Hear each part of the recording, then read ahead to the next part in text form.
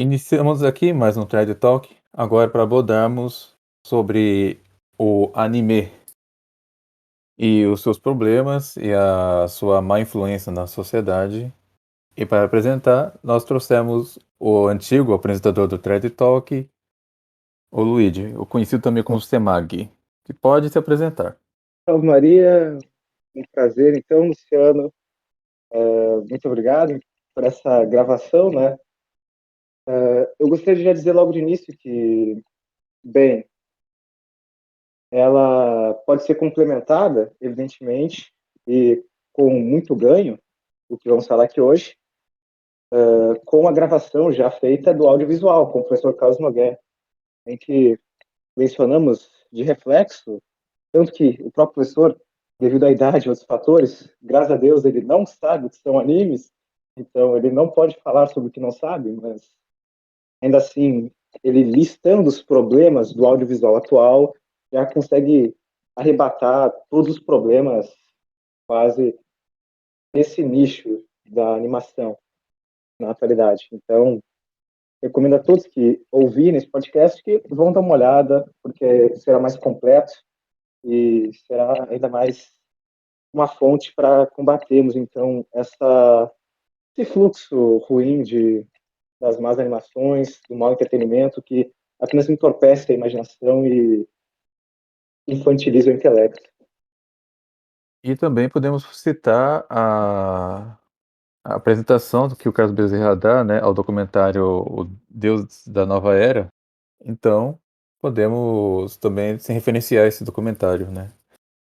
Mas alguns podem perguntar o que exatamente é anime, né. Anime, pelo que dentro do que eu vi, é uma animação produzida aqui no Japão, cujo etmo, cujo por que pareça, é um tanto quanto desconhecido, né. Alguns falam que vem de animation, do inglês, outros falam que vem do francês mesmo, que é simplesmente anime. Não confundir anime com mangá. Mangá que são história em quadrinhos japoneses, né? A palavra mangá já não é uma palavra japonesa exclusiva do Japão mesmo, que não tem uma tradução para o português exata, né? Mas pode ser traduzido para esse contexto como história em quadrinhos também. Mas o tema aqui é anime. É. Bem, eu não acompanhei muito animes também, né? Pra quem não sabe, eu tenho quase 40 anos. O único que eu ouvi mais de perto foi Cavaleiros dos Zodíacos. E ali tem muita referência ao paganismo grego, né, ao budismo também, porque um dos cavaleiros de ouro, né, do Cavaleiro do Zodíaco, tem um cavaleiro de ouro de virgem, cujo nome é Shaka, e Shaka é um dos nomes é o nome do Buda em japonês. Então, e fora também aquela toda cheia de elementos andrógenos, né? Tem muitos cavaleiros que são andrógenos, tem aparência feminina, um aspecto bem efeminado, mas enfim. É, o que você tem a apresentar aí, Semak? Fora. Bem, para fechar com o seu raciocínio, não é? Você recomendou a introdução do professor Carlos Bezerra neste documentário, justamente porque o anime ele engloba diversos fatores, juntamente com os mangás e as light novels. Seria o influxo da doutrina, por exemplo, budista, da doutrina New Age, até a doutrina teosófica ou cabalista, em alguns casos, ou a shintoísta, que está na maioria, né? Afinal, é a cultura predominante no Japão, porque já se tornou não uma religião, mas apenas uma espiritualidade enculturada, graças ao ateísmo crescente. Então, como o próprio Luciano pode testar, o shintoísmo hoje são apenas alguns costumes, não? Já não é uma religião praticada largamente.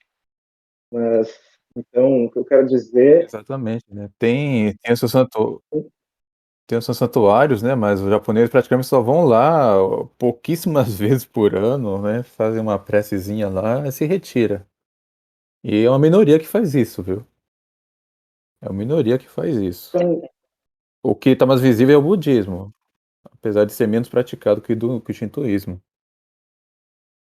o que eu queria dizer é que consistiria, no caso, a necessidade dessa menção porque os animes eles não são somente um problema quanto ao sexto mandamento, seria então coisas gráficas e esse tipo de descrição moral que nós vemos largamente na maioria das obras em circulação, mas também pelo problema doutrinal contido em muitas delas, seja implícito ou explícito.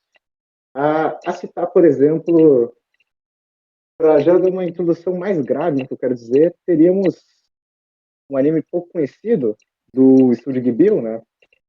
E é o Náusea. E, aliás, o próprio criador do estúdio Ghibli, no momento, o cachorro aqui, ai, ai, o próprio criador do estúdio Ghibli, ele não gosta dos animes, o que é engraçado, né? Mas, enfim.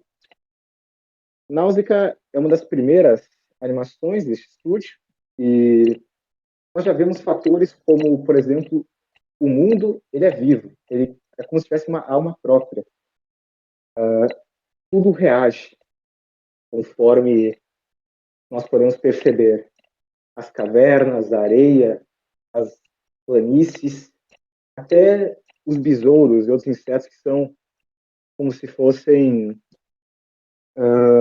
os grandes inimigos da história.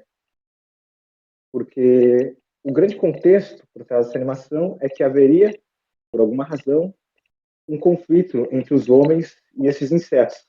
E eles seriam uma manifestação própria da própria natureza. Eles teriam uma consciência do planeta que quando o homem tenta, por sua própria malícia, alterar de alguma maneira grave a geografia da Terra, ele seria punido por esses defensores da natureza e então eles expeliriam um veneno a partir dos seus corpos que tornaria boa parte da Terra inabitável. E dentro de uma das poucas civilizações humanas restantes, há a profecia de um Messias de cabelo alaranjado que viria então para quebrar esse ciclo e finalmente iniciar um reinado de paz, mediante o seu próprio sacrifício entre os homens e a natureza. Bem, um pouquinho. Não tem muito o que dizer, né? Eu pesquisei, né, um pouco antes da gravação, eu pesquisei um pouco sobre essa animação e o ambiente, né, em que a história acontece, lembra muito o ambiente do filme Avatar, produzido pelo James Cameron, né? Que James Cameron que parece ser budista, né? Porque o clima todo do filme Avatar é bem budista, né? As pessoas se conectando com o mundo, entendeu? Aqueles seres lá que tem em Pandora, que se chama navios, né? Eles se conectam com os bichos, com as plantas, que não sei o quê. E lembro que uma das personagens humanas do filme, quando ela morre, as raízes daquela árvore gigantesca que, que aparece no filme lá, meio que a envolvem, né? Como se ela se dissolvesse naquele ambiente ali. É um É negócio. surreal.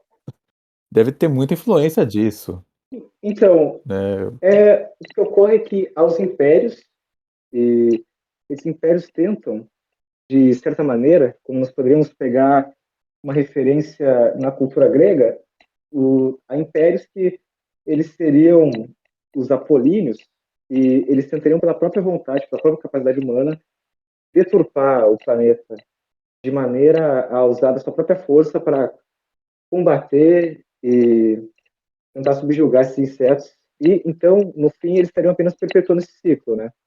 E há uma velha que, inclusive, exatamente como na história do Édipo Rei, ela é cega, ou seja, cega para a matéria, o que é um tanto cômico, e ela seria responsável por fazer as profecias da vila. E no final já da obra, cuidado, porque evidentemente eu vou dar spoiler, porque tenho que chegar numa conclusão, né? mesmo cega, consegue perceber toda essa movimentação por trás da protagonista e ela já antevê essa redenção da humanidade mediante o sacrifício dela e que, como o próprio nome da garota significa, né, a garota que gostava de insetos, ela iniciaria este reinado da convivência harmoniosa entre esses seres, que seria a própria natureza, ou a manifestação do planeta e da vontade do planeta com os homens. E é como se, na cosmologia cristã, realmente encerrasse ali o pecado original. E, só que então não é, a culpa não é do homem com Deus, mas a culpa é da tentativa do homem de tentar, de alguma forma, distorcer a natureza e que, por isso, haveria esses conflitos, essas punições que elas advêm do próprio planeta contra o homem. E é totalmente pacifista, é a garota, no caso, né, do início ao fim, e tem uma referência evidente ao que ocorreu em Hiroshima e Nagasaki no final, que seria, novamente, esses apolíneos tentando alterar a região ali, porque eles jogam uma bomba nos insetos, e no fim não adianta de nada. Compreende já o que eu quero dizer? O Miyazaki ele prega um dito pacifismo messiânico, em que, para encerrar de vez o problema da humanidade, nós devemos pregar compaixão e a convivência harmônica com a natureza, porque esse tipo de atitude não seria correta e apenas daria a continuidade à perpetuação desse ciclo infinito, em que o homem ele não cessa de alterar a natureza e é por isso que ele sempre vai perder no fim. O Miyazaki Hayao, que inclusive ele é um dos fundadores, né, do Estúdio Ghibli, ele é chamado de o Walt Disney japonês, Inclusive, o né, Náusea, por causa da sua grande criatividade, né, para eu criar diria que ele está no, essas eu diria que ele histórias, está, essas animações. Luciano, eu diria que ele está no nível do Walt Disney se nós formos comparar, por exemplo, o Náusea com o Fantasia. E o próprio professor Nogueira já disse que o Fantasia é a cosmogonia darwinista em animação. Exatamente. O que a gente vê nessas animações é, tipo, tem diversos tipos de problema. Tem a gnose, o panteísmo, O pacifismo, a pacifismo, né? O, e tem muitos jogos aqui do Japão são baseados também nesse sistema, né? Lembro do Final Fantasy VII, considerado por muitos, né, o melhor jogo eletrônico de todos os tempos. o próprio inimigo se E, chama Sephiroth, e o não? Sephiroth, que é uma das esferas cabalistas, né? E o grupo, né, que tenta o herói que a gente controla é um grupo de ecoterroristas. Ah, Uma coisa. é sempre a subversão do sistema. É a tentativa de subverter. E, Luciano, eu queria concluir então com Náusea. Sim, É interessante notar que essa animação é a animação favorita do Hideaki Anno. E nada mais é do que o criador de Neon Genesis Evangelion. O que torna ainda mais engraçado toda essa situação. Porque, bem, que usa o nome Evangelho é um novo, no nome evangelho. já, né? Ele quer realmente, ele se propõe de forma presunçosa a espalhar um novo evangelho. De fato, é realmente isso. Curioso que a palavra evangelho vem do grego, né? Evangelion, que quer dizer boa nova. Então quer dizer que é uma nova boa nova. É, justamente. É uma, como diz, está sendo redundante. Pleonasmo, né? Uma nova boa nova. Exato, né? O que eu queria dizer, Luciano, é que essa velha representaria, então, dentro do próprio mito do Édipo, o, o que o vidente representaria, que seria os dionisíacos, ou seja, os que são cegos pela matéria, e que assim, então, eles odeiam a matéria, de fato, e eles não querem sobrepujá-la porque ela seria má. Eles não querem controlar nada, porque seria atribuir um valor intrínseco à existência, que é o que eles não toleram. Afinal, tudo seria um teatro demiúrgico, numa última análise. E resumidamente, isso que ela antevê com essa boa nova seria finalmente essa redenção da humanidade de maneira natural, em que o homem cessaria, portanto, de contrapor os desígnios da natureza e conseguiria viver em conformidade com ele, porque a Náusea Até a morte, veja bem, até o último suspiro, ela não reage, ela não ataca os insetos. E assim chegamos naquela nova era, o fim dos conflitos, a harmonia, o paraíso terreno imanente. Mas bem, isso daqui é só nem precisa acreditar muito no que eu digo, porque é só ver e também é só para ilustrar um pouco, né? Qual é o problema mais prático dos animes? Bem, a gente poderia pegar o livro do Maquiavel Pedagogo, do Pascal Bernardin, e explicar da mesma forma que ele explica no livro, que na educação propriamente dita, não há apenas o aprendizado intelectivo. Há todo um molde, atualmente, perpetrado tanto pelas escolas, quanto por cursos, por todos os meios da mídia, uma tentativa de modelar os afetos das pessoas. E o que nós podemos ver de grave em todas essas animações são as emoções da flor da pele, são as reações brutas, como se fossem realmente reações de uma criança, como esse kawaii, não? Não tem muita seriedade naquilo, não há uma profundidade. Então, é raso.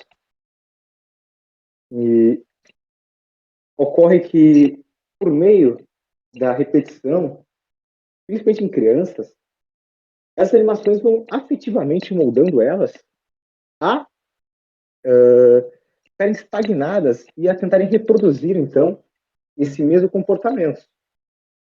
Então, seriam as pessoas desavisadas que acabam sendo apanhadas e que entrariam nesse ciclo vicioso da repetição, de visualizar, visualizar, visualizar aquele comportamento embrutecido, pouco desenvolvido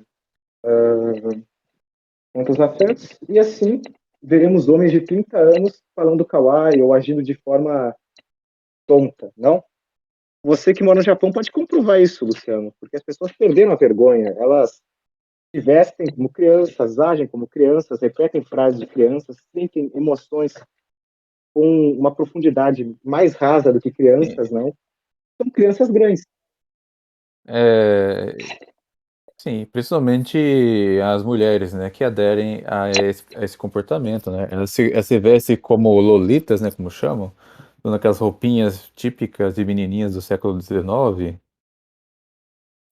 E os homens se arrumam como mulher, se maqueiam, fazem sobrancelhas, E não há nada cílios, de errado nisso, no fim. pintam o cabelo. Ah, é só É bom isso lembrar aí. também que Pode o concluir, Luciano. não, nesse livro também, ele fala da tática pé na porta, né? Em que a pessoa coloca o pé ali para impedir que a porta se feche totalmente, e isso deixa uma brecha para que entre várias coisas, né? Inclusive os animes, eles são uma espécie disso. Porque quando a primeira vez que Momento, Luciano. eu ouvi falar desses animes, foi quando na antiga Rede Manchete. Foi ali, inclusive, começou a ser exibido o Cavaleiro dos Zodíacos. Eu acho que, não sei se o CBT também, depois veio, acho que na TV Cultura, Cultura não tenho certeza. Mas geralmente esses canais aí começam a exibir essas coisas. É, e as pessoas vão pouco a pouco absorvendo isso daí. Uma coisa que esses animes fazem é justamente também bagunçar a nossa imaginação. Né? Quando as pessoas ficam assistindo aquele Cavaleiro dos Zodíacos, por exemplo, né? Tem gente que vai ficar fantasiando ter um cosmo dentro dela, né? Que é inclusive uma visão gnóstica. Gnóstico ou cabalista, né? Acho que o Cavaleiro do Zodíaco não tem tanta uma influência gnóstica, né? Perdão, cabalista, mas gnóstica com certeza. Né? Porque o que é esse despertar do cosmos, né? De dentro das personagens, senão a tomada de consciência da própria divindade. está aprisionada dentro deles, né? É exatamente isso o que eu quis dizer no caso. Você já foi mais pro aspecto realmente das implicações espirituais, que são graves, mas principalmente para as crianças. Por exemplo, há em várias animações a existência de deuses. E então eles vão começar a pensar que realmente, né, há a possibilidade lógica de haver mais de um deus sem entrar em contradição, o que não é possível.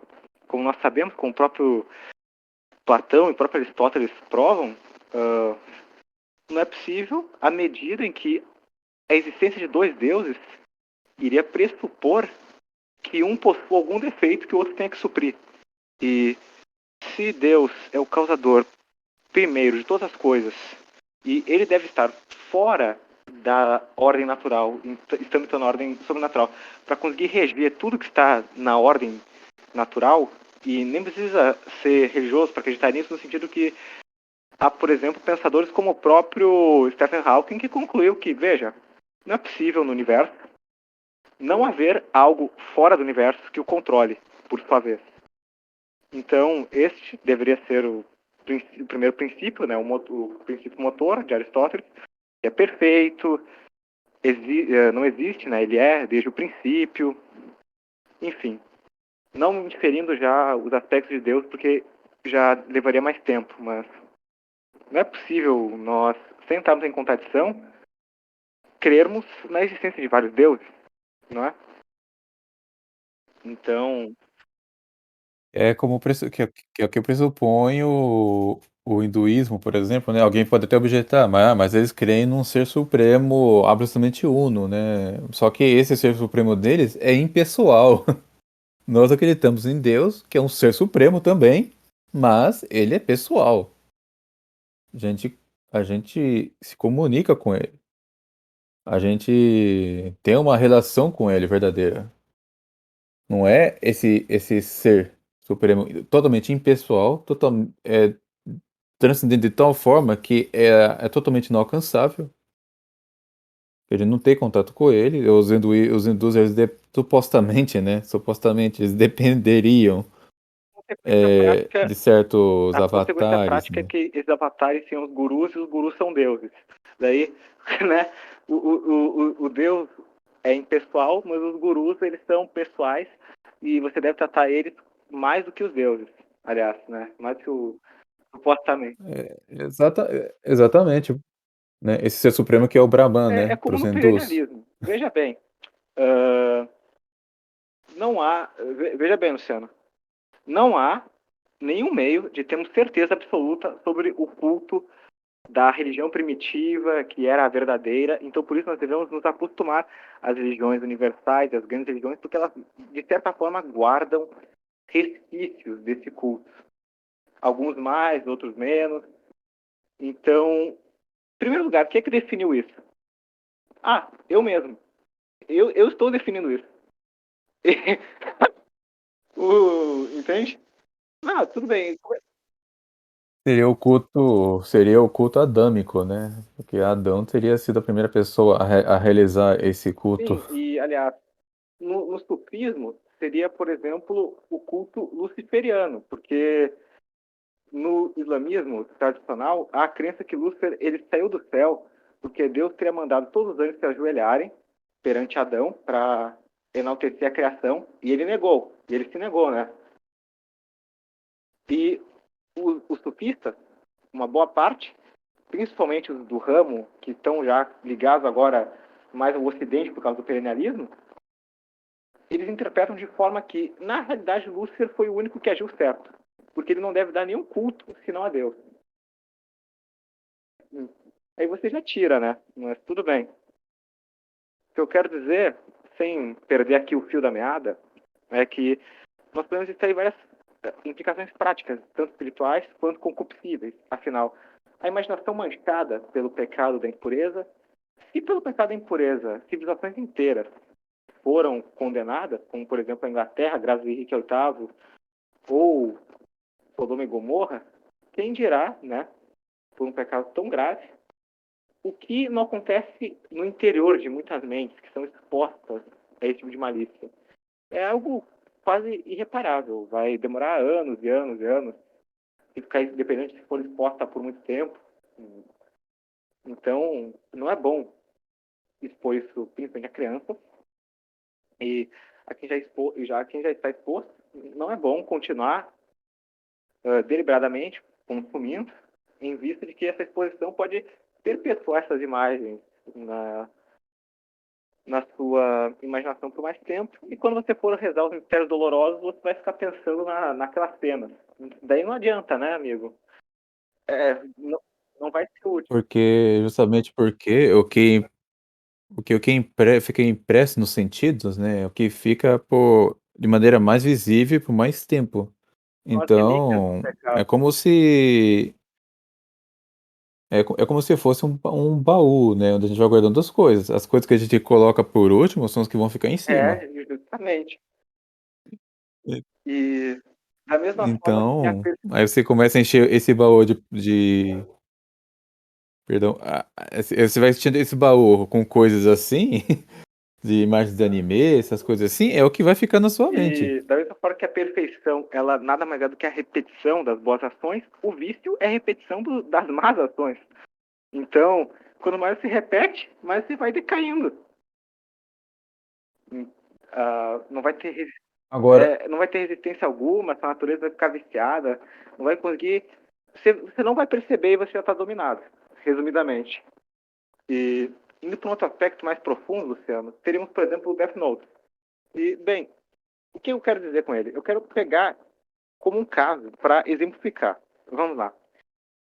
O que o Death Note é demoníaco esse anime aí, que começou com o mangá, né? Porque a ciclo é sempre esse. Quase é o todos do os mangá? animes sempre começaram antes vieram de Na algum mangá, realidade, quase todos. boa As parte exceções dos mangás começam com. Depende, olha, Luciano. Tem vários animes que eles começam a partir de light novel, que são aqueles que são melhor. Por exemplo, light novels nada mais são do que romance, basicamente. Como se fossem até. Alguns são web novels, são romances que eles vão postando periodicamente online para alguma série de escritores. E. Quer dizer, fãs, para lerem e tudo mais. Daí alguns saem a partir desses romances para animação direto, ou vão de romances para mangás e depois de mangás para o anime. Tem várias etapas, dependendo, porque cada vez mais eu acho que é difícil eles conseguirem lançar uma ideia própria no Japão, porque já está tão poluído o mercado, né, que, bem, só poucos vão ser escolhidos, de fato. Só totalmente, né? poucos vão ser escolhidos para serem transformados em anime, porque já está com uma poluição tão grande, né? Mas, enfim, pode dar continuidade, por favor. Eu queria acrescentar só, né, que o Japão, por ser um país, não dá para dizer que é um país descristianizado, Nunca porque foi nunca cristão. foi cristianizado, né? O que a gente pode dizer que foi Nunca foi cristão descristianizado mesmo, sempre foi pagão. foi aquela região de. Qual é mesmo, Luciano? Aquela região de Hiroshima. No máximo. Hiroshima e Nagasaki, né? Que é a região, foi a região, ainda é a região mais católica do Japão, mas é uma minoria católica, né? Já não era nem tanto assim, depois caíram duas bombas atômicas, aí ficou pior ainda. Mas só para acrescentar, né? O japonês já não tem muita referência moral, porque o budismo não é. Tudo bem que a religião mais praticada aqui, eu digo praticada entre aspas, é o shintoísmo, né? Mas o que tem maior influência ainda é o budismo, que é uma religião que não reconhece a lei natural, porque eles não acreditam em dogma nenhum, né? O budismo é uma religião que é dissidente do hinduísmo, então eles vão. O mercado de entretenimento vai ser inundado com essas produções. E o que é ruim vai ficando pior, né? Hoje os japoneses é um dos povos que mais consome pornografia do mundo. Uma das razões, uma das razões com certeza são as influências dos animes e também, se considerarmos antigamente, dos mangás, né?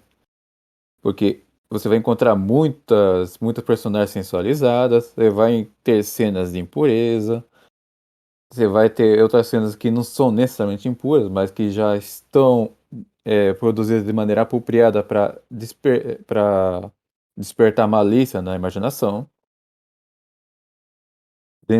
E fora também a violência gratuita, né, que a gente vê em muitos animes, violência visceral mesmo, que compete com com as piores produções ocidentais. As pessoas pouco sabem, né, como é a produção de terror aqui no Japão. Os japoneses são mestres nisso. São mestres nisso. Inclusive, eu já vi, né, na internet, o ranking dos filmes mais violentos de todos os tempos, né? O que mais tinha era filme japonês, por incrível que pareça. Porque os japoneses também têm esse gosto mórbido, né? Por essas violências também. Você vai ver muito em anime, se vê muita violência também gratuita, né? Que, que ajuda a produzir falta de sensibilidade, né? Das pessoas. Aqui no Japão, a violência é bem. Nível de violência é muito baixo, né? Tem um dos mais reduzidos índices de homicídios do mundo. Mas se você vê a descrição de como são praticados esses homicídios, são coisas extremamente macabras. Macabras mesmo.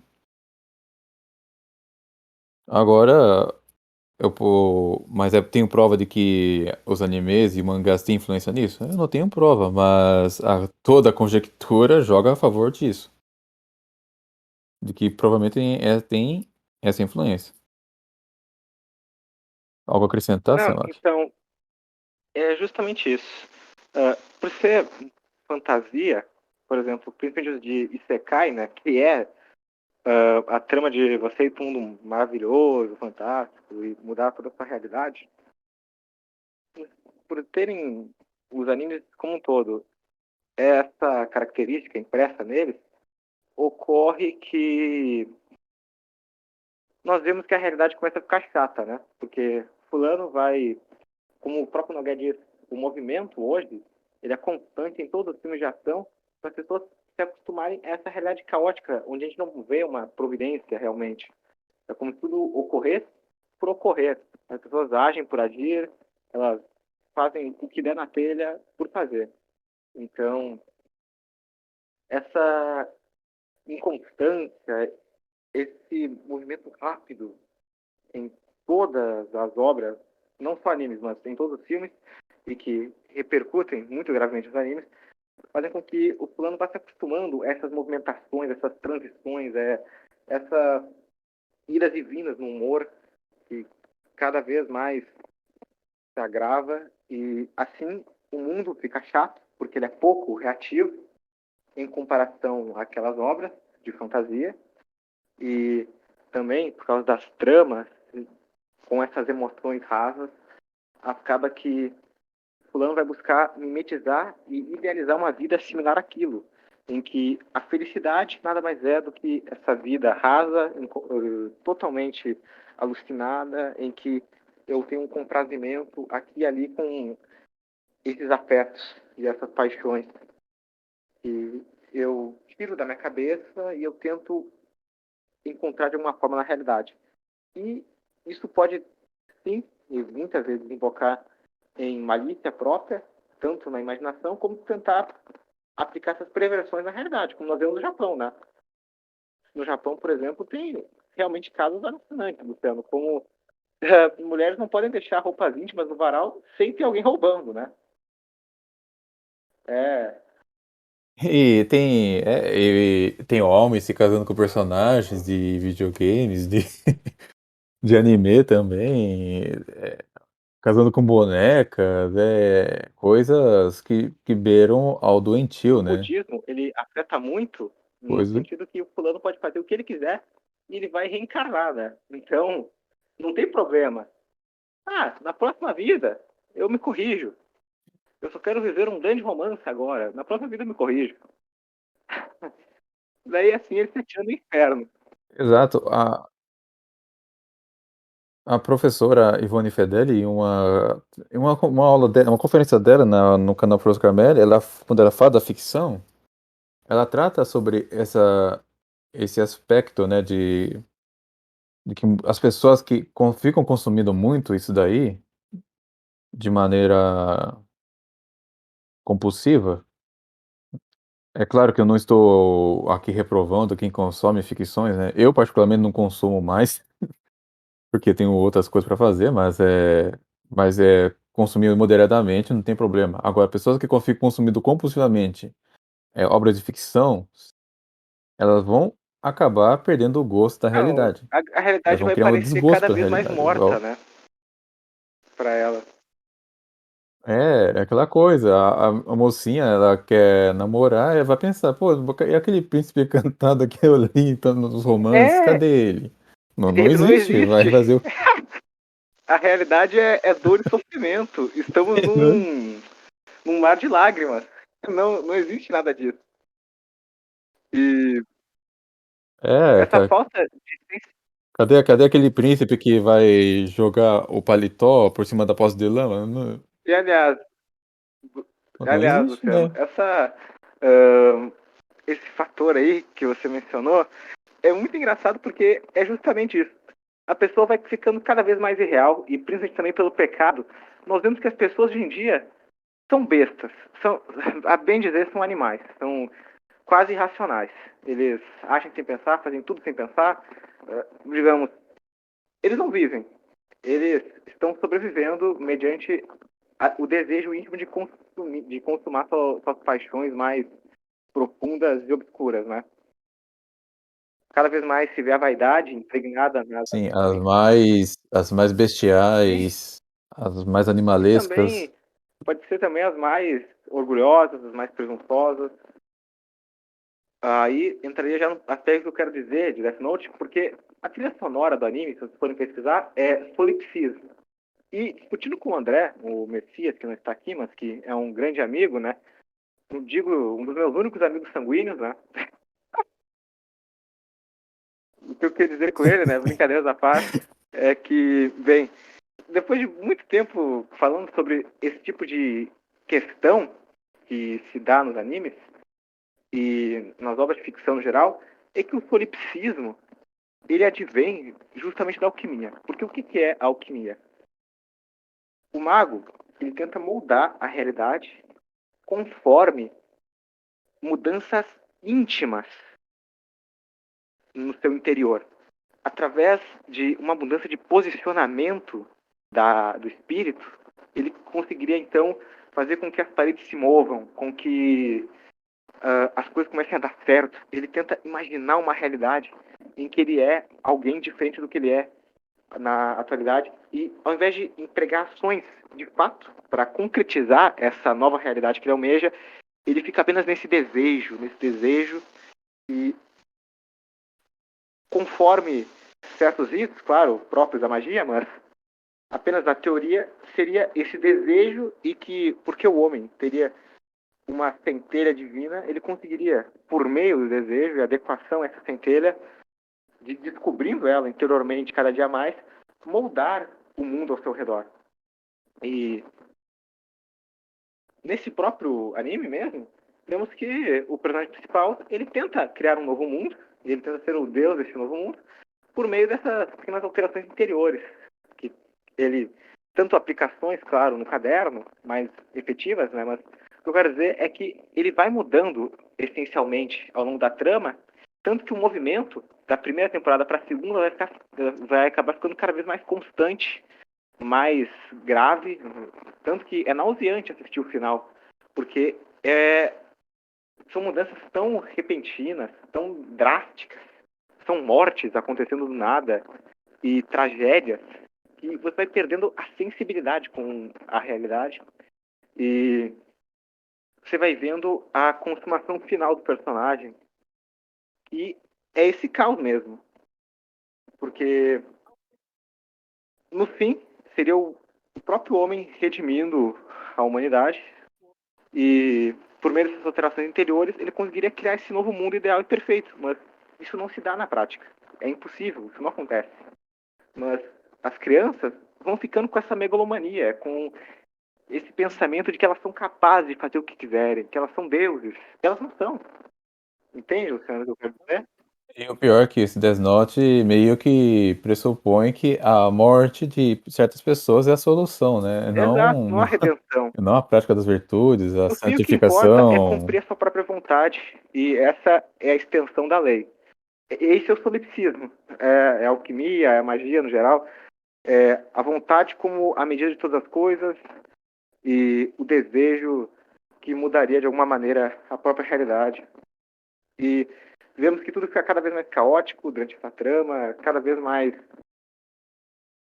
incontrolável, justamente também para tentar ocultar de todas as formas a existência da providência divina no mundo, né?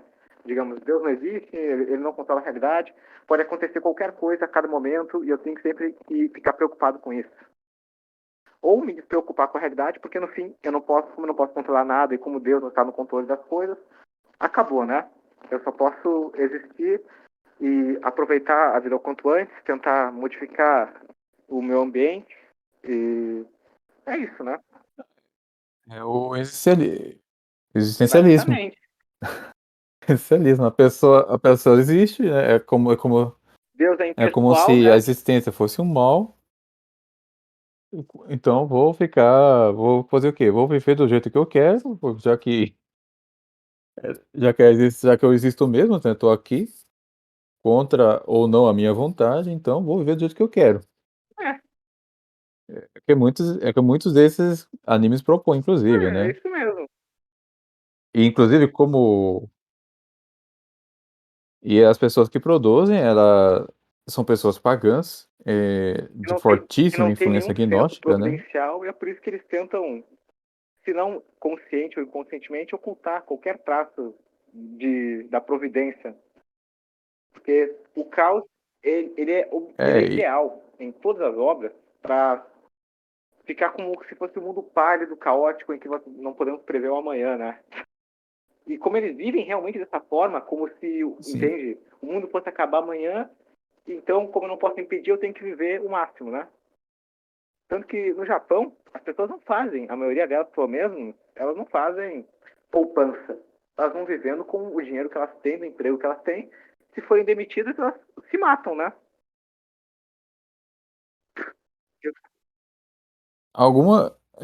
e as pessoas que fazem poupança, elas não pensam na geração seguinte, né? O que se faz poupança, eles querem fazer poupança para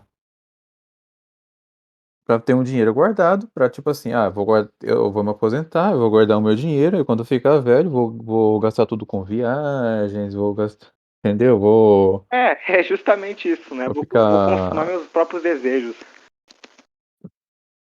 É, entendeu? Sei lá, vou fazer um tour pela Europa, não sei o quê. A japonesa, inclusive, é um dos povos que mais realizam turismo no mundo, né? Você vai, tipo, se você procurar imagens de pontos turísticos de qualquer lugar do mundo, sempre vai ter um grupinho de japonês ali com sua câmera, não sei o quê. Por quê? Porque o japonês, porque isso é, porque a indústria do turismo, né, ela, de alguma maneira, ela surge em decorrência disso. As pessoas, elas querem ver coisas diferentes, elas querem, entendeu? Querem, tipo, estar presentes em um outro mundo. Assim, é por isso, inclusive, que eles vão em muitos lugares em que meio que ambientalizam isso, né? Sei lá, vão lá pra Stonehenge, pra o Machu Picchu, pra Pirâmides do Egito, cenários exóticos, né? Sempre cenários pagãos, né? Curioso, né? Curioso. Claro que eles vão para alguma igreja também, mas não, mas sempre dentro dessa perspectiva, sociedade. entendeu? Elas gostam de entrar numa catedral de Notre Dame, mas por quê? Porque é um bom cristão? Não, porque meio que está inserido nesse padrão que eles gostam de visitar, É a entendeu? curiosidade, né, Para eles, Luciano? o Machu Picchu, a catedral é curiosidade. E tudo alimentado por esses mundos fantasiosos, né? Sempre, porque eles gostam de ver essas coisas, né? Eles vão lá para Califórnia ver as sequoias, né? Por quê? Porque as sequoias lembram aquelas árvores gigantes e tal anime, né? Qual o nome desse primeiro anime que O você citou Náusea, mesmo, que agora de fato. escapou?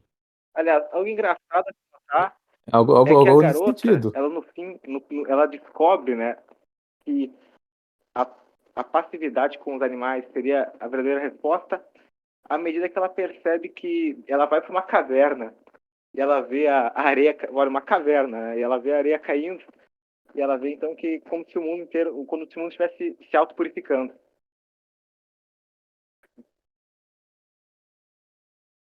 Agora, uma coisa que eu gostaria de abordar aqui, Samara, tipo, eu falei que eu não tenho certeza, né? Se alguém soubesse, pode me corrigir. Os animes, eles entraram no Brasil pela antiga Rede Manchete. Que eu lembro, né? Que eu lembro. Não sei se tem algo mais antigo, mas que eu lembro pela Rede Manchete, exibindo mais precisamente o Cavaleiro do Zodíaco. Eu não sei se alguma outra emissora transmitiu o Dragon Ball, que eu acho que é o mais famoso de todos, né? Que eu não acompanhei, então não posso comentar o Dragon Ball. Mas o Cavaleiro do Zodíaco meio que segue nesse sentido, né? De pessoas que despertam o cosmos lá dentro, né? Soltam aquelas magias poderosas aí. Mas uma coisa que eu percebi é a androginia presente nesses desenhos aí. Eu lembro que tinha aquelas brincadeiras, né? De que, como os Cavaleiros do Zodíaco, como o próprio nome já diz, né? Cavaleiros do Zodíaco, né? Tem os Cavaleiros de Ouros, que são os mais poderosos desse desenho, eles representam cada um signo do zodíaco. Eu lembro que eu queria saber como é que era o cavaleiro do meu signo na época, entendeu? Era jovem, né? Então não pensava muito. E como eu sou do final do mês de fevereiro, né? Seria signo de peixes. É quando eu vi, eu lembro que tinha uma decepção, porque eu vi ali, não acredito que o cavaleiro do meu signo é esse boiola aí. É o Afrodite de peixes, né? Você vê, não parece homem, não parece homem. É uma figura ali, uma figura bem efeminada e aparece mordendo uma rosa, entendeu? Uma rosa na boca. E quem enfrenta era um outro cara efeminado, que era o Shun de Andrômeda. Mas eu, agora eu penso, isso não seria uma porta de entrada para a A acepção intenção da transexualidade, de sodomitas na sociedade, e da homossexualidade em si, e agora tem essa ideologia de gênero, né? Parece coadunar um pouco então, nós essas podemos coisas pegar, aí. por exemplo, um dos animes mais famosos do mundo, que eu acho que é o mais famoso, que é o One Piece. E no One Piece, nós temos uma narrativa bem simples até, porque por mais longa que seja, ela não tinha... É simples. Ah, houve, resumindo aqui, tem o Joy Boy, que era um homem da superfície, e desempenhou um papel importante, porque ele tentaria de alguma maneira libertar os homens peixes, que eles seriam pessoas aprisionadas e tratadas com inferioridade nas civilizações mais anteriores lá no mundo de One Piece. E ele traria então uma equidade, uma igualdade máxima entre os homens, veriam um país na Terra. E ele iria então fundar um mundo sem diferenciação entre crenças, raças, sexos. Porém, ele foi então impedido por um conselho mundial, esse mesmo que depois funda a Marinha, e o objetivo último seria os piratas lhe subverterem a realidade, que é a Marinha, esse governo, e este homem que matou o Joy Boy. E, bem, é isso, né? O único objetivo é subverter a ordem da sociedade e instaurar a nova era. Tanto que há várias representações de homossexuais e de transexuais, de fato, ao longo do desenho, de forma bem explícita, porque é isso que o Oda defende. É esse mundo da felicidade terrena, completamente imanente. E o Roger não conseguiu, porque ele tinha uma doença terminal, então ficaria a cargo do Luffy, que é o garoto do chapéu de palha, que ele carrega essa vontade, porque o discurso de execução do Roger, que é o que na abertura de One Piece, é justamente essa centelha, essa vontade que ele estaria entregando à próxima geração. E nada mais é do que a subversão da anterior, né? Então, o objetivo último é subverter a ordem para instaurar uma nova ordem. E nada mais E outra coisa que é o sensualismo também grave. presente em One Piece, né? Por isso que as pessoas não Colocando deveriam assistir em nenhuma hipótese. Ô, Luciano, por isso que as personagens. pessoas não deveriam assistir em nenhuma per- hipótese. per- Porque passou da segunda, terceira temporada, por exemplo, já começa muito mais grave do que antes. Já não são mais piadas. É um fanservice tão grande que qualquer pessoa vai ter imaginação transformada por causa daquilo. É impossível. eu, eu lembro que pelo pouca coisa que eu vi, né? Graças a Deus nunca criei interesse por essas coisas, mas Cavaleiros do Zodíaco foi a única exceção na minha vida, né? Foi na minha adolescência, mas pelo pouco que eu vi do One Piece, né? Eles colocam figuras femininas extremamente sensuais, né? De, um, de uma sociedade que está fora até mesmo do padrão japonês. E fico pensando, mas por que eles fazem isso? Mas tá explicado, porque eles gostam de ficar fantasiando. É Eles justamente isso. gostam E de. da fantasia surge, por meio do pecado, essas irrealidades e a aceitação de abominações na sociedade japonesa. E na sociedade, então, no Brasil como um todo. Fica cada vez mais. Tanto que é só esses eventos que você já vê gente muito estranha. Principalmente em São Paulo, né? Nas grandes capitais, Curitiba. E você vai nesses eventos, só tem gente estranha que está fantasiada, disso, daquilo. Deve certamente ter muitos, né? Então, você vê que fica só na fantasia, mas muitos querem transpor para a prática mesmo. E acabam entrando em confusões, porque se você abre espaço para essa possibilidade na vida de uma pessoa, né? Se fosse, por exemplo, uma criança perguntando para um pai, o que o pai responderia? Não, deu uma fantasia na tua cabeça, não, esqueça isso, age normalmente. Não é, Luciano? Mas a partir do momento que você dá essa prerrogativa, essa possibilidade de uma terceira via, por assim dizer, vai entrar numa confusão e eu começar a pensar que será que isso não existe em mim? Será que eu não sou dessa maneira? Será que eu não vejo estranho, né? Então vai desembocar nessas abominações, numa última análise. Por mais inocente que pareça, não é não.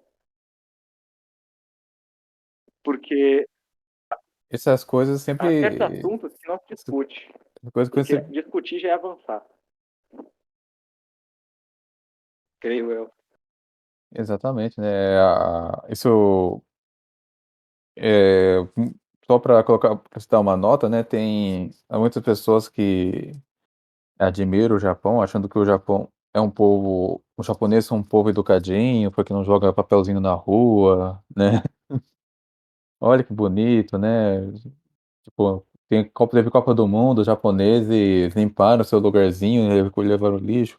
Esse tipo de boas condutas, é bom lembrar que são aspectos meramente acidentais É numa pela mesma sociedade, razão tá? que As é pela mesma pessoas razão, Luciano, esquecem. que a educação cívica não vai corrigir os problemas morais, porque a partir do momento que não tem nenhuma autoridade olhando, você já esqueceu dessas normas. Elas são plásticas, são artificiais demais. Admiram a disciplina das escolas japonesas, né? Aquela disciplina com uma rigidez militar. É bom lembrar o seguinte, não é isso que faz uma sociedade ser boa, né? As pessoas esquecem disso, né? Às vezes é preferível viver uma cidade com um povo que seja um pouquinho indisciplinado, nesse negócio de jogar lixo na rua ou nas escolas, ou bagunça na escola, mas com uma parte da população que vá para o céu, a viver numa cidade com um povo disciplinado, mas que 99% da população está condenada ao inferno mesmo, porque vive no paganismo, e não só vive no paganismo, como vive uma degeneração que é indescritível aqui, porque eu não posso descrever para o público para não macular a imaginação de vocês. Porque o japonês é um dos povos mais depravados do E, mundo. Luciano, Isso tem que e estar não bem é só na claro. população, digamos, não são apenas adolescentes, né? Porque já passaram-se muitos anos. Você vê que no Japão o rapaz é, por exemplo, um policial e ele continua com essas depravações, com esse comportamento infantil e real, não é? Então, ele é uma aparente autoridade e no fim É, ele é um degenerado também. Ele não pode impor ordem nem em si mesmo, por assim dizer. E esse bom comportamento a gente só vai ver na rua. Só não só vai ver na rua. E isso quando eles não cometem os seus pecados também publicamente, habitualmente. Aqui no Japão tem as suas passeatas gays também, tem, degeneração feita publicamente, entendeu? Em algum lu aqui e ali. Graças a Deus, é geralmente em grandes cidades. No interior não muito, eu moro no interior, então graças a Deus eu não vi essas coisas, mas é isso. As pessoas, elas esquecem que o aspecto essencial de uma sociedade é a ordenação dela ao seu fim último. O Japão, que é a terra, que é o berço dos animes, não é uma sociedade desse jeito. Ela não está ordenada a esse fim. É uma sociedade pagã, que já era ruim antigamente, por ser pagã, mas que piorou depois com essa influência nefasta, né, da Inglaterra e dos Estados Unidos, depois, inserindo todo esse lixo que eles produzem, esse lixo cultural que eles produzem em suas terras aqui no Japão. E o que o Japão fez foi nada mais que potencializar isso, né? Acrescentando os elementos pagãos daqui, em fórmulas tipicamente anglos, né? Dos Estados Unidos, da Inglaterra. Eles produzem agora essas porcarias com qualidade cinematográfica de Hollywood. Mas é basicamente E isso. também, além disso, temos que é bom que tenham cada vez mais luzes e barulho e agitações para que se esqueça de Deus de uma vez. Porque o homem moderno ele não é capaz de se sentir bem consigo mesmo porque a consciência dele está manchada. Então, se ele fica um pouco sozinho, ele já começa a ficar triste. Tem esses barulhos. Então, essas influências, né? Porque você vê que tem mais papel sendo usado para mangá do que para papel higiênico. Então, essa produção massiva, essas cores chamativas, essa exoticidade, é tudo uma maneira de encobrir os impropérios morais que cada um tem na própria vida privada e que quer esquecer para não se sentir culpado, porque no fim, né, eles teriam que tomar uma atitude, se corrigirem, se penitenciarem, e eles não querem fazer isso. Então, os Estados Unidos induzindo essa cultura de massa acaba, né, propugnando aquela máxima cabalista que é a remissão do homem pelo trabalho. Então, essas pessoas trabalharem até morrerem, como por exemplo, o Salaryman, né, no Japão, que nós vemos fotos icônicas deles desmaiando na rua de tanto trabalhar, e que acabam não tendo Sim. tempo nem para eles próprios, nem para suas próprias vidas. Então, né? Não se disse nem, não se disse nem, tipo, a gente nem tá falando do tempo de oração para prática religiosa, tá falando de tempo para suprir as Mais necessidades mais básicas de uma vida de uma básicas naturais pessoa. do corpo humano, Exato. Veja a vida de um universitário, independente veja de a vida de um religião. universitário japonês. Ele não tem vida. A remissão dele vai ser realmente pelo trabalho, porque é proposital, à medida em que ele esqueça todas essas coisas e se foque apenas nisso, e se destrua nisso, para que ele, quando tiver algum tempo, ele só consuma algumas porcarias e seja feliz. E ele mantém, então, essa engrenagem girando cada vez mais. E é isso, até a morte, né? E justamente por isso também que eles não acumulam dinheiro, porque é tanto trabalho para muitos que não tem razão em acumular dinheiro. Eles têm que usar o agora porque eles só têm realmente esse tempo, né? Então, Sim, e vão consumir um dinheirão com essas porcarias aí. Eu lembro da obra do Garrigou Lagrange, A Três Idades da Vida Interior, né? Ele fala, né, que atender o homem quando ele está sozinho, ele sempre vai ter aquele diálogo consigo mesmo, né? Que tende naturalmente a tornar-se um diálogo com Deus. Só que o homem moderno, ao invés de buscar esse diálogo com Deus quando está sozinho, né? Porque a alma dele tem essa ânsia de buscar esse diálogo com Deus. Não, ele vai recorrer ao que há elementos sensíveis que estão no exterior.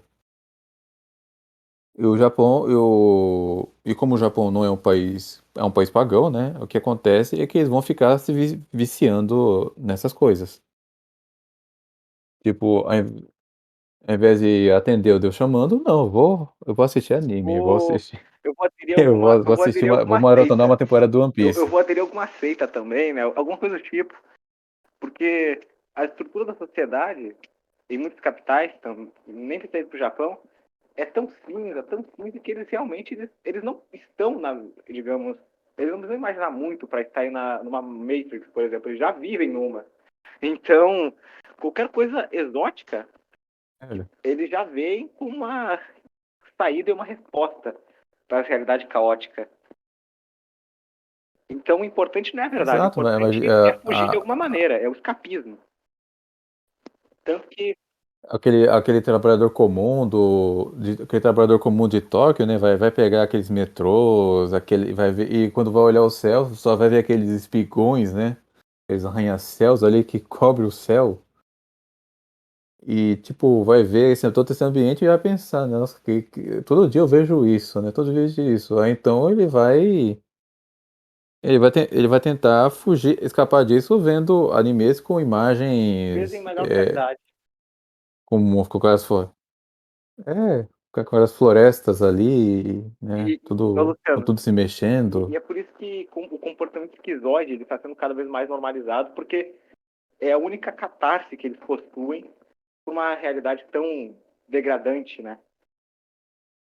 E, aliás, é por isso que em grandes cidades o que nós vemos é o terraplanismo, por exemplo, né? É realmente, eu tenho que fugir da Matrix, eu não posso acreditar que essa é a realidade. Eu, entende? O, Exato. E aí, como eu disse, né, inclusive no podcast sobre o ateísmo, né, isso faz com que surjam muitos ateus também, né? A pessoa vê tudo construído ali, tudo aqueles arranha-céus ali, vai pensar, tipo, se o homem fez tudo isso aí, então não precisa de Deus para surgir as outras coisas, né? Não precisa de Deus para surgir as montanhas, os vales, as florestas, porque a gente só vê coisa construída como humana. então, para finalizar agora, eu acho que eu não tenho muito mais a expor. Seria interessante falar sobre o que mencionamos no início, que é o Evangelion. Pode ser? Pode começar. Ele junto. Ah, não, tem, por exemplo, o Akira, né? Que você já conhece, Luciano. O final de Akira é icônico, né? Sim, sim, Uma explosão famosíssimo. nuclear. Então, cada um encontrando ali assim. E o Akira, ele vai.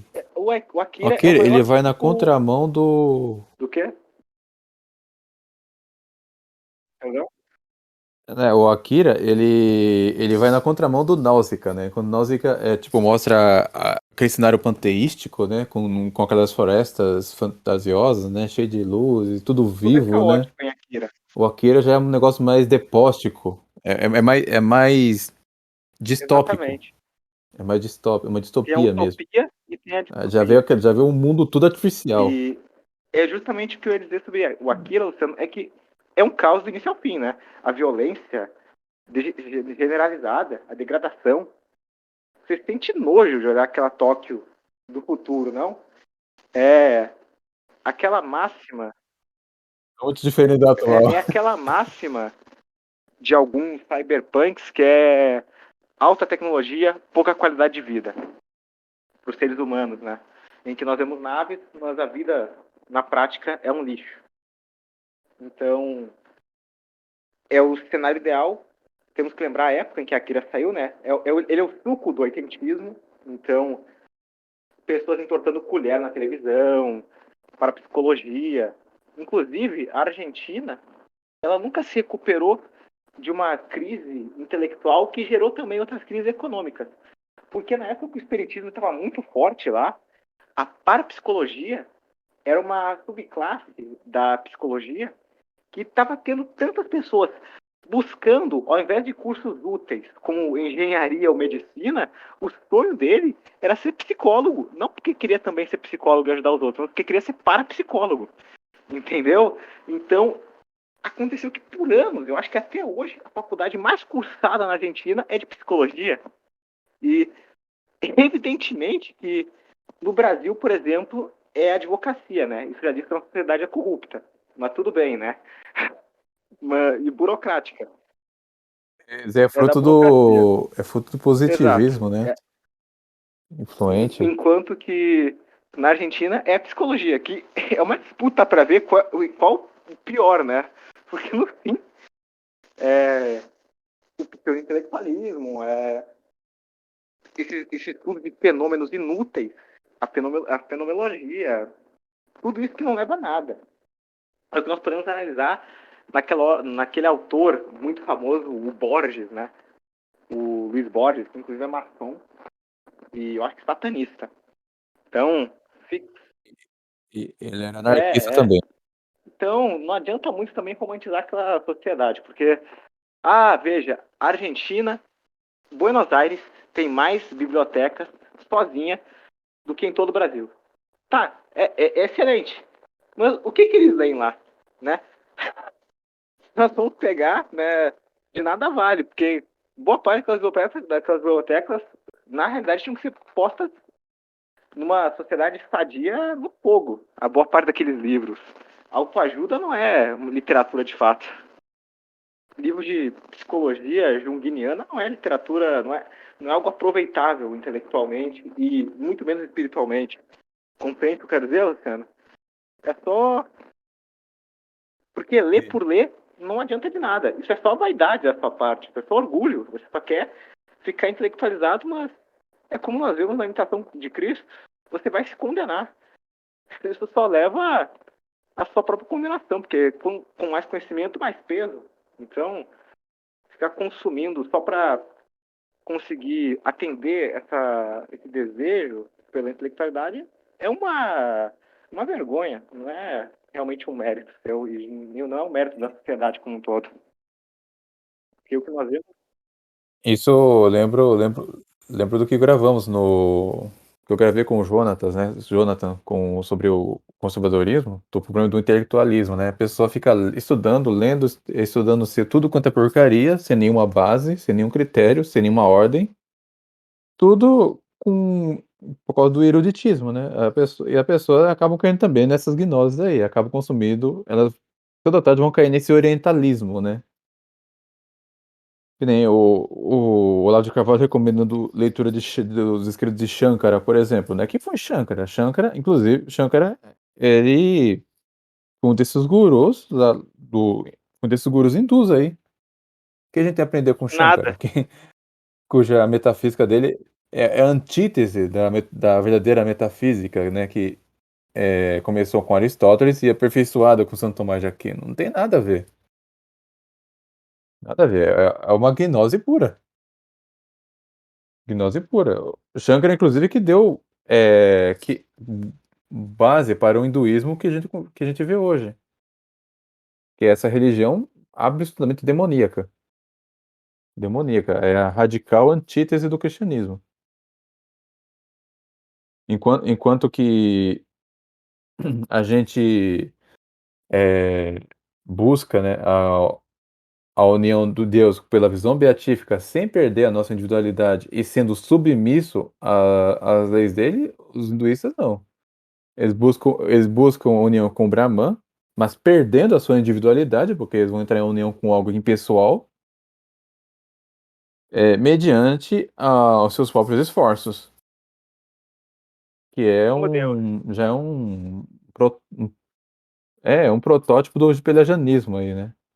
Mas enfim, perdão interromper. Não, é perfeito, Luciano. Agora, para finalizar, é, você vê no Akira ali aquele suco, aquele desejo do homem ocidental após ele ter dissolvido a religião, né? Que já década de 80 já é após Vaticano II, então, de fato, tanto que tem imagens muito graves, inclusive de hippies lá nos Estados Unidos, que eles estavam num festival hippie com os aparatos com a casla do padre. De tantos padres que largaram após o Vaticano II, nós vemos que os hippies estavam vestidos como a casla, que é uma blasfêmia imensa, né? Sabe, a casla, que é um dos paramentos para a celebração da missa, né? De tantos padres que apostataram, tem uma imagem de 2 hippies usando 2 casas ali no meio de um festival. Então, vemos aí a religião do homem que se faz Deus.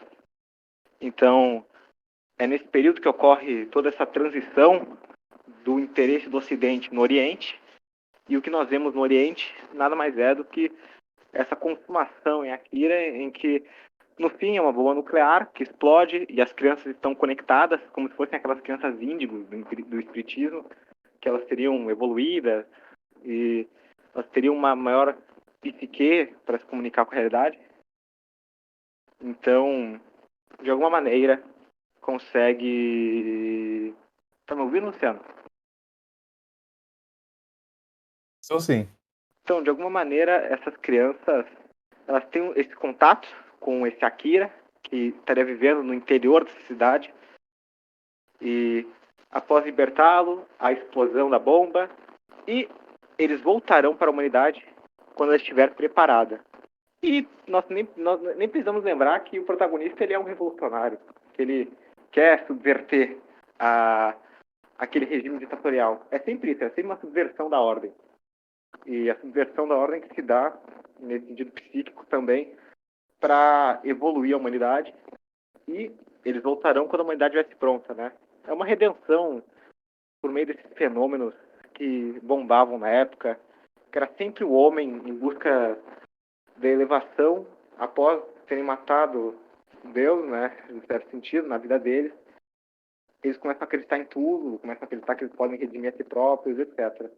Não tem nada de muito especial nessa obra, mas é só como se ela fosse um suco disso tudo. Por isso que também ela fez tanto sucesso, foi um fervor, porque esse desejo por algo externo, pré-natural, começou a estar imbuído naquela geração à medida que eles se esquecem de Deus. Então, basta se acreditar em tudo, em todo tipo de fenômeno, em todo tipo de método. A psicologia mesmo aboliu, em certo sentido, os padres, né? E o homem busca por mais homem apenas. E ele vai se frustrar por causa disso. Enfim, conseguiu compreender o que quis dizer quanto a isso, Luciano? Que... Sim, perfeitamente. Então, E é bom lembrar não só para reiterar, né, só para lembrar os ouvintes, né, que o cristão, vão lembrar que mesmo no regime ditatorial tirânico, né, que a Igreja Católica não aprova, não é nosso papel querer fazer revolução, tipo o que um Akira faz ou o que os revolucionários mais famosos fazem, né? não. Porque não foi assim que os primeiros cristãos reagiram ao jugo do Império Romano. Eles obedeciam às leis, mas se essa lei for contra os princípios cristãos, eles obedeciam e eram Aliás, martirizados. Mas propor uma revolução, eles nunca fizeram. se eu não me engano, é no próprio... Uma das perseguições mais fortes contra os cristãos foi no período de Trajano, né? E há uma declaração da parte de Trajano que, bem, eu persigo os cristãos, mas eu sei que eles são os cidadãos mais íntegros de Roma, mas mesmo assim eu continuo perseguindo eles. Entende? É uma declaração Pois que é. eu acho que Orígenes ou Tertuliano dizem que ele estava sendo muito injusto. Porque de fato ele reconhece que os cristãos são os cidadãos mais íntegros, mas ao mesmo tempo ele estava continuando perseguindo eles, por alguma razão. Né? Pois é, tudo porque a nossa religião As religiões contradiz, pagãs, né? porque Contradiz a dele. não, não existe a possibilidade da existência de outros deuses. É um e acabou. A religião católica está certa e, consequentemente, todas as outras estão erradas. Não há discussão. Mas Sim, é a religião de um só que se faz Deus homem. que se encarnou, foi que se fez homem, né? E a dele é do homem que se faz Deus. Perfeitamente. Agora, para concluir em Evangelion, né? Essa explicação, eu acho que eu já dei tantas vezes que ficou até manjada, pelo menos para os meus amigos. Mas é que é uma das obras. E a oportunidade de fazer É a primeira vez publicamente. que eu faço publicamente. Então, essa é uma das obras que ela. Eu poderia dizer que ela é a síntese perfeita do que eu quero dizer aqui. Todas as consequências, principalmente psicológicas, que os animes causam. Porque ela é triste do início ao fim, é caótica do início ao fim e é proposital. É dado. Tem que fazer uma dicotomia aqui, porque existe tanto a mais antiga, né?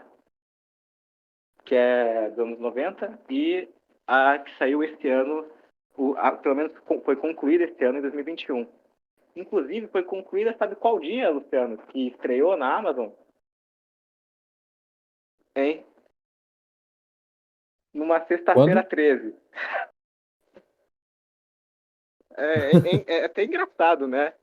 Ai, ai, eu vi o que você fez. Uh, Oi? não, Mas é, coincidência, né? nada proposital. Mas, enfim, o que se dá dos anos 80, dos anos 90, que é a primeira, é justamente isso. O ambiente caótico, do início ao fim. O protagonista, ele tem problemas com o pai, e da não aceitação do pai, ele acaba desenvolvendo diversos problemas de socialização. Todas essas coisas fantasiosas, como os mechas e tudo mais, o conflito com os anjos é um tanto secundário, porque tudo que importa no fim é a vida do próprio protagonista. Tanto que se forem ver a vida do autor, o Hideaki Anno, o pai dele trabalhava numa fábrica e ele perdeu o pé. Assim, num acidente de trabalho. Só que ele nunca foi remunerado propriamente. Então, ele sempre foi. Ele passaram dificuldades econômicas, o pai dele era constantemente tão humilhado por causa disso na sociedade, né? Afinal, ele não conseguiu a indenização que ele precisava, graças a esse acidente. Então, ele nunca mais tratou o filho dele bem, consequentemente. O autor, ele reproduz, então, e é um tanto da personalidade dele, essa realidade, e ele tenta mimetizar ela na sua própria obra. Porque o pai dele, então, nunca aceitou ele, de fato. Nunca o tratou com uma certa dignidade, um certo respeito. E surge, por exemplo, alguns personagens na trama, que é o Kaoru, que seria uma representação de Cristo, a bem dizer, de forma até um tanto explícita, e que ele tentaria corrigir a realidade por meio da caridade, só que o protagonista também despreza isso. Daí tem a opção budista, que é todos os seres humanos serem transformados em um só, porque a partir do momento em que não há o enigma do porco-espinho, que é apresentado num dos primeiros episódios, seria então a diferenciação entre as pessoas, que é algo bem comum no budismo tibetano, né? Que o problema todos os problemas do mundo surgem a partir do sofrimento, segundo o Buda, né? E o sofrimento no budismo tibetano, ele acontece por causa da diferenciação de uma pessoa para outra. Porque as pessoas são diferentes, elas não conseguem se compreender, então elas se machucam. E assim ocorre que, ao rejeitar a caridade cristã, porque aparentemente não dá certo, e até ele blasfema, porque o personagem é um andrógeno, então há certas cenas que parece que há algum afeto, porque ele não compreendeu o que é de fato a caridade, sendo ele um oriental, né? E então, enfim, há essa outra opção de transformar todos os seres humanos num único componente, num único composto, e a partir do momento em que não há a diferenciação entre eles, não haveria o sofrimento, né? E o protagonista acaba esse teatro, todos esses mechas, e ele tem a opção de escolher, bem, você vai se juntar a nós, né? Você vai abdicar da sua própria individualidade para não haver mais sofrimento, ou prefere continuar com a sua existência? E no final, toda a humanidade é transformada num único componente primordial, e ele escolhe de forma egoísta permanecer com a própria individualidade, porém é dada, então, a possibilidade dele escolher quem retornaria. Ele poderia escolher uma pessoa, né? E ele escolhe justamente a pessoa que mais desprezou ele durante toda a história, que seria a Asuka. Porque ele compreendeu internamente que a existência advém com o sofrimento, necessariamente. Então, se eu escolho ter a minha própria individualidade, eu tenho que escolher também o sofrimento que advém por causa dela. E após toda a humanidade ser destruída, o protagonista está do lado dessa garota que desprezou ele do início ao fim e que, por alguma razão, agora no final, ela demonstra ter a compaixão humanista com ele. Porque ele começa imediatamente a sufocá-la pensando que ela iria reagir de forma negativa com ele. Só que ela esboça um sorriso e então ele para. E a resolução, mais ou menos, que nós podemos extrair disso é que, bem, a caridade não adianta, o aniquilacionismo também não. O que resta seria a compaixão, só que ela também não adianta muito, porque toda a humanidade teve que morrer para que essa pessoa se tocasse que ela deveria ter compaixão com a outra. Então, deveriam aceitar os seus defeitos, etc. É esse humanismo, esses afetos aí, que a gente já abordou em toda a história. Esse seria, resumidamente, o final da primeira versão lá dos anos 90, né? Porém, o final mais atualizado, que é de 2021, é um pouco mais interessante, porque eu estou desprezando vários aspectos subjetivos na obra que eu não vou explicar com detalhes, porque é algo complexo mesmo. Tanto que na abertura mesmo tem lá a própria cabala, a árvore cabalista, né? Logo na abertura do desenho. Então você já vê que não tem um propósito muito bom. A árvore da Sim. vida, né? Então, Com as suas esferas. ô Luciano, eu achei o final de 2021 mais interessante por uma razão. É que não é apenas esse niilismo caótico que pretende e de fato consegue, porque muitas pessoas que vêm têm problemas psicológicos e têm depressão, justamente por causa disso. A trama tenta ocultar ao máximo possível qualquer redenção, qualquer princípio, né, de salvação, e coloca uma solução que no mais é um placebo, porque não corrige nada de fato. É apenas, bem, eu vou viver e vou ter compaixão com as outras pessoas, mas é porque eu não tenho mais o que fazer. É a única coisa que me sobra, né? Porque se nada antes deu certo, é só o que me resta. Mas, enfim, a de 2021 foi mais interessante porque a conclusão é que aparece um personagem novo que já existia no primeiro, mas que agora é dado um papel mais importante, que é a Mary, e ela vai resolvendo o conflito do protagonista com os outros personagens. Tanto que resolve, por exemplo, um conflito que ele tinha, uma intriga que a Asuka tinha com ele, e então acaba esse suspense quanto à relação entre os dois, etc. E esse personagem tem um momento em que eles ficam pro mar, né? E o mar é explicado porque em 2021 o Hideaki Anno, como o Evangelion fez muito sucesso, no primeiro Evangelion dos anos 90, eles não tinham muito dinheiro, não tinham muito orçamento, tanto que o final é totalmente improvisado. E ocorre que já em 2021, porque fez muito sucesso, eles não precisaram colocar tanto fanservice, que seria a degeneração, né?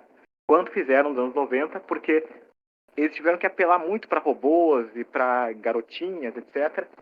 E para romances, para conseguir manter no ar até finalizar o anime nos anos 90. Justamente pela falta de orçamento e de interesse do público. Porém, após estourar e se tornar uma obra cult, em 2021, ele abusou dessa capacidade criativa e expôs o ouro, de fato, que ele desejava desde o princípio, que era a doutrina nesse desenho. Compreende, Luciano? Agora que eu tenho a capacidade e o orçamento para expor o que eu desejo, eu não preciso me preocupar em agradar os fãs. Eu vou fazer o que eu quero. Eu vou expor a doutrina da forma que eu quero. E bem, tem aspectos doutrinais muito mais graves nessa mais recente, justamente por causa disso. que ele diminui um pouco a degeneração para dar maior ênfase à doutrina, que é o que realmente importa, agora que ele não precisa se preocupar em manter a obra no ar. Porque algo que ele faz, inclusive num OVA lá, que é como se fosse um episódio à parte, né, é que ele zoa os telespectadores, porque se ele fizesse o final que eles queriam, tal coisa ia dar errado. Isso demonstra que eles estavam tão viciados na forma como essas obras se dão, sendo sempre repetitivas, com finais felizes, isso e aquilo, que eles não percebem que a consumação dos desejos deles, na realidade, vai levar a um final ruim, de uma forma ou de outra. Então, eles deveriam largar isso para prestar atenção no que importa, porque, em última análise, só existe a vida do Shinji, que é a vida do autor, e o resto não importa. É expressado assim no desenho que todos os problemas da vida dele, realmente, no protagonista, e que, evidentemente, são também os problemas do autor, porque nada mais é do que a vida dele mimetizada, como já foi explicado anteriormente, eles se dão em face da existência, da possibilidade de qualquer realidade transcendente. E assim, para acabar com todos os problemas, é necessário acabar com uma caridade, com a possibilidade do aniquilacionismo e com tudo isso, porque, é claro, ele não acredita em nenhuma verdade absoluta. Portanto, aniquilar essas possibilidades é a única maneira de, segundo o que ele expressa e conclui, de haver a felicidade absoluta, que seria a felicidade completamente imanente. A vida terrena se tornaria um paraíso. Nós voltaríamos ao Jardim do Éden. Logo, a resposta que ele dá é esse humanismo. A New Age, o que, por exemplo, para não soar muito irreal, nós vemos sintetizado na música do Imagine, There is no Heaven, do John Lennon. Porque eliminando as consequências de uma realidade transcendente, do céu, do inferno, ele acabaria com todos os problemas dele e poderia viver nesse paraíso terrestre luciferiano. É a grande moral, basicamente. Foi instalado um paraíso na Terra, totalmente imanente.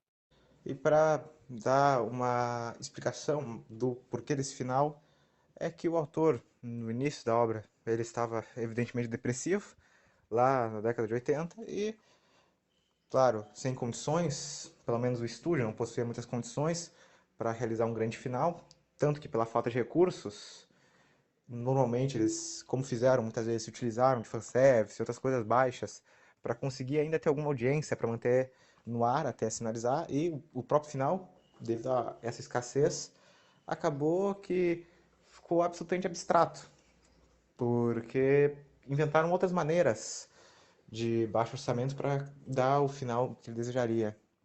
E que foi, de fato, mais pessimista do que esse agora recente. Mas isso, é claro, porque agora, sendo rico, a matéria não é mais tão má assim, a vida não é mais tão ruim. E o final definitivo, pelo que eu consegui compreender, também não leva em nada de forma dogmatizada nesse sentido, porque como é subjetivo e vem de uma cabeça deturpada, não pode fazer muito sentido mesmo, como não faz na prática. Mas, enfim, é necessário para compreender esse tipo de coisa que assuma essas realidades para que possamos extrair um fio de ouro nessa narrativa. E assim, Tornou uma produção utópica, então, né? No final das contas. Porque ele descreveu uma utopia. concluindo, não entrando mais nessas minúcias, o que eu quero dizer é que esse final luciferiano é a New Age, é o que cansamos de ver na cultura ocidental e que, muito em parte, talvez, com certeza, pela influência americana cada vez maior, e né, já desde os hippies, na década de 60, o que está se levando aqui, em níveis estratosféricos, é esse paraíso na Terra, essa comunhão de todas as religiões, ou a inexistência delas, e o humanismo que, bem, podemos ver no Vaticano II como a grande resposta para todos os problemas da humanidade, porque não havendo mais realidades transcendentes, então as imanentes não entrariam em conflito, e assim haveria uma suma paz, esse culto à paz que o professor Carlos Beja já explicou e cansou de explicar nos vídeos dele, que são muito bons, evidentemente. E eu creio que seja isso. Perfeito. Acredito que falamos o suficiente. E para concluir, explicando por que que eu me delonguei tanto tentando explicar essa trama, é porque é a mais grave que já encontrei e que irei encontrar, porque nunca mais tirei nada disso, e não recomendo que ninguém assista, não é bom. E é porque ela foi a mais grave em conteúdo doutrinal, a mais errônea, e a que levava as pessoas de fato a uma depressão, ou a um princípio de uma. E tanto que muitos dos que eu conheço que assistiram ficaram com essa sensação de relatable, como que isso se relacionava intimamente com a vida dele, porque estamos em tempos caóticos e qualquer influência, qualquer uso mais exacerbado da imaginação pode gerar graves consequências, porque vamos acabar criando teias de aranha e nos prendendo a elas com coisas que realmente elas não existem. É só sair na rua e perceber, nada disso é real. Mas, bem, foi isso.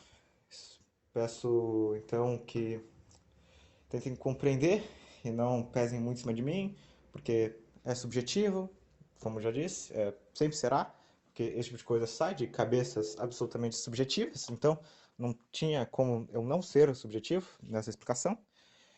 E para finalizar, não recomendamos a ninguém nenhum tipo de obra, nada relacionado a elas, porque só trará malefícios e uma infantilização completa da que começa pela imaginação e termina afetando o intelecto, a moral e todas as demais áreas da sua vida. O mau entretenimento, no geral, é assim, e este entretenimento, devido a todos os fatores elencados, é um dos piores de todos, é um dos mais prejudiciais. Não sei como alguém consegue assistir isso ainda sem sentir alguma repugnância natural. Porque é só ler um romance mais rebuscado em qualidade, como o Ben-Hur ou, não sei, Moby Dick, e se verá que é tão superior que essas outras coisas já vão causar um desgosto imediato. Portanto, pela infantilização, não é nem um pouco agradável continuar nisso, principalmente aqueles que já passaram da idade. E os fatores morais, ninguém de nenhuma idade deve assistir. Portanto, muito obrigado, Luciano, por ter me permitido falar o que eu gostaria de dizer. Obrigado a todos que tiveram paciência de ouvir. E é isso. Acredito que já esgotamos o assunto, né? Não totalmente, claro, né? Porque tem outros desdobramentos, mas que não convém expor tudo num espaço de um podcast, porque o anime ele envolve diversos temas como gnose, panteísmo, paganismo em geral, cabala, todos esses elementos estão inseridos nessas produções e que, bem, quando na possibilidade a gente vai expõe sobre essas coisas, né? Mas não aqui. Acredito então que podemos encerrar. Fique com Deus e salve Maria.